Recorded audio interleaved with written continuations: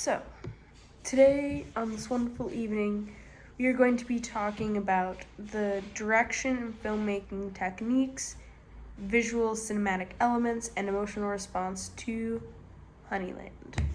So, to start off, we have the kind of going into the framing techniques, because I think this is really important, especially how this film is established with how it's done. Because I see this as definitely an observational but also poetic. And I think to start off, this documentary starts out as very poetic in the sense of how it starts off very wide by laying the land, and it's just images, visually displayed, especially with a lot of like wide shots, long shots, and one point I thought there was even a drone shot in there. And then we slowly kind of start to come in, and literally it's laying the land because its documentary is about the land and the relationship between land, like man and nature. And so initially when we have our first moment of where we have this human element of Hataja, I'm saying that right, I hope so, as she starts making these noises, kind of these joyous, pure musical kind of noises, and then we have this, then it kind of transitions a little bit more into this observational, where we see them kind of tracking her handheld on the train with a little bit of shake going on. So I think it's really interesting with that, as well as how you have these areas of then kind of transitioning to the other side in contrast, to these purish interactions, where it's not necessarily for the better, especially when we meet the other family coming in, when we have kind of this child abuse going on, and the abuse of animals. And so it's really interesting how you're kind of contrasting and juxtaposing these two elements.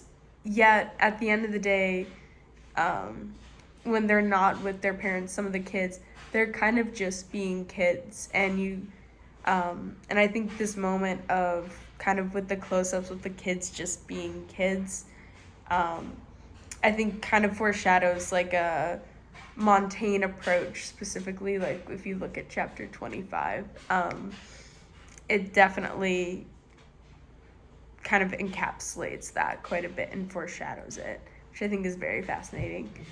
And so I kind of want to then move into some of these noteworthy filmmaking techniques. And so when we think about these different framing and shots of how they go about just this sense of truly encapsulating what is going on in the contrast between these two kind of perspectives or worlds, I want to really focus in on, there is this one moment, and it's kind of towards the middle-ish, endish of the film, specifically at minute 102:43, where you kind of have this jump cut from the exact same place at two different times. You kind of go from like a candlelight to a cooler temperature, almost to like a 900 Kelvin mark. And so I think it was really fascinating how they just used a jump cut, to kind of show the passing of time and how that foreshadows what is going to happen in the near future, within the story, which I think is very fascinating. So I think that's really interesting when looking at all of that. And I love how they just love in this storytelling visually of using color in order to create the sense of foreshadowment within the story being told. And so when kind of going into that, I love how they use like color palette. Like even in that, if we even want to just think of that one specific shot, yes, most definitely. But color palette in the sense of also how costumes are done. If you think of the main character, like she's for the most part in pretty vibrant colors, regardless of her circumstances of whatever is happening around her. But I also think this is shown really in how it's shot in order to best capture the different colors and scenarios in which the filmmakers are going into. So, and when doing a little bit of research, I found that they shot on quite a few different cameras, but 2 different brands of cameras, which I thought was really interesting, which isn't usually the case because sometimes that can mess up with continuity as sometimes certain cameras tend to capture, or camera brands tend to capture certain colors a little bit more, tend to favor more colors, certain colors. And so in this case, it was Canon and Nikon, a Nikon D5, D810, and a D800E. So I thought that was really interesting. And then when doing a little bit of research on some of these cameras, I think it was really interesting how, just when looking at some of the settings, because I haven't shot on some of these Nikon cameras before, so I was like, wonder why they used these Nikon cameras, and all of which these cameras were DSLR, which I find very fascinating.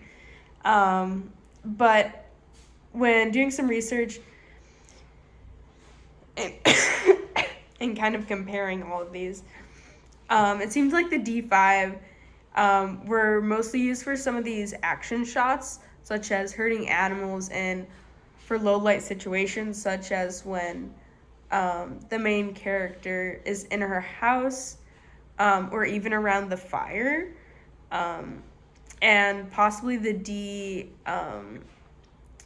D810 was used when shooting during some of these stiller shots in the day, especially midday, because the ISO can go all the way down to 60, which can be helpful when, you have a lot of like a really like overly exposed, sky when it's really bright out. So I thought that was really, really interesting. But I also think just how they used just color in all of those aspects. Also, the use of side profile shots was very potent within there. A lot of eye level, especially between the main character and her mother. I felt that a lot, but also in between the younger kid and Hitacha. So I think that was really interesting as well. But one thing I really picked up on in this story was the symbolism and visual metaphors. Like, this was like the meat and potatoes. I'm like, please give me more. I kind of nerded out, not gonna lie. But one of the visual metaphors that I definitely picked up on was the moment before the neighbor cuts down the tree that Hitacha uses to get her bees. And there's the shot that is left on the screen for about 10 to 15 seconds where there are two bees fighting, and one of the bees ends up dying, and the image goes out of focus just before it dies.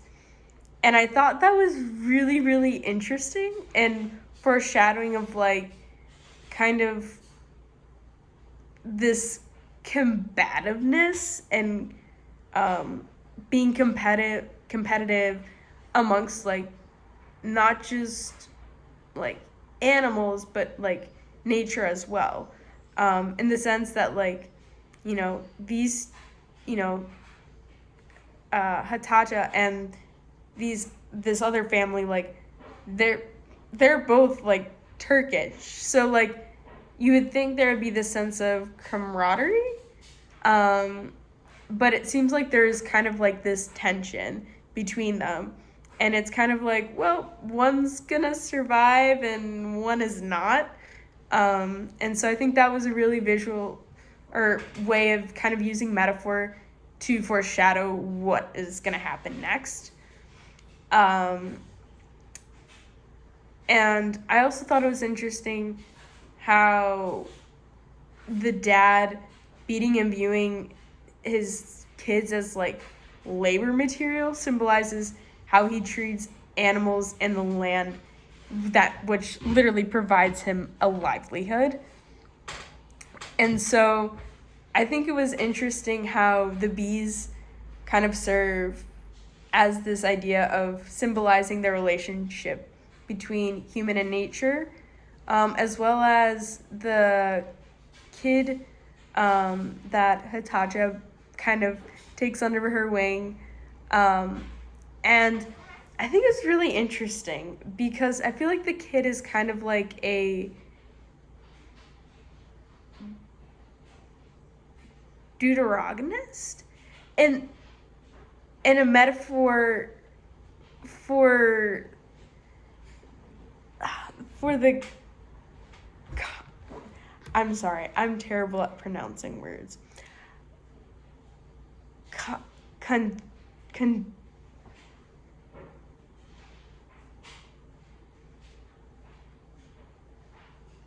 Contagonist, that was the word, contagonist, to kind of like the antagonist, because I feel like the antagonist is kind of like the family as a whole to a degree, but also like depending on how you view it, the kid could be viewed as this contagonist even though he's a part of kind of this antagonistic like family that's kind of causing the problem. So I think that's really interesting. And so I think there's definitely where this emotional response that kind of is like cultivated and like, which is definitely this poetic nature of this film really resonated with me because of its poetic nature, in the sense that as a poet, I usually tend to piece together like my works, or even poems or anthologies, with some underlying complex question or questions within a question. And I feel this form of visual poetry is posing the questions of kind of what is sustainable and can be preserved in life. In the sense of like, you know, we often be like, are kind of like, well, is it our occupation? Is it tradition, family, community? Is it the land we grow our roots on and how we preserve it? And at the end, I think Honeyland, I think this is really interesting, especially how it ends. Because at the end, when the dog appears, I found that kind of just to be like the purest quality of honey, like representing honey, like this sense of purity, and this pure joy that radiates, like this partnership of this unconditional love between a dog and its owner. And I think that's kind of true, like with farmers, when you have this relationship with the farmer and their land, and they kind of take care of each other. It's like, okay, I'm gonna help you, you help me, like, and so, which I kind of found to be somewhat of a wholesome ending, considering like everything that may have went kind of blew up like right before that. I found it to be kind of wholesome at the end, especially after Hataja like essentially lost everything physically, whether it was the people, her livelihood, but at the end of the day, she didn't lose mentally, or in other words, like her joy and outlook in the midst of her circumstances, which I think is a very powerful story to be told. And I think, you know, these are often questions that in life we talk about, like quality of life, and what is like the quality of life that we want to have, what makes life joyful, and how do we preserve that. So I think that's really interesting, and also this idea of how can we preserve this joy that can be radiated through the relationship of man and nature. And I think that's a really interesting concept to discover. And the one thing that I think I love about poetry sometimes is like, yes, you have to kind of have an ending, but like also it can leave you with a ton more questions. And I feel like this ending, there is an ending, but I think there's also a ton of questions to be had with the ending as well, in the storytelling technique that has been done, or that has been shown throughout this film. And so I think that's really fascinating because, like, personally, I don't want to say I love to leave my readers, like, sometimes on a cliffhanger, but I sometimes am a little bit notorious for doing that. Of, like, yeah, we kind of get some closure, but not necessarily, because at the end of the day, I may just be leaving you with more questions to contemplate. And so I really appreciate that about this documentary. So, yeah. Thanks for watching. And I only coughed once. I'll be honest with you. I consumed about 3 ounces of honey before doing this. So, slowly getting better.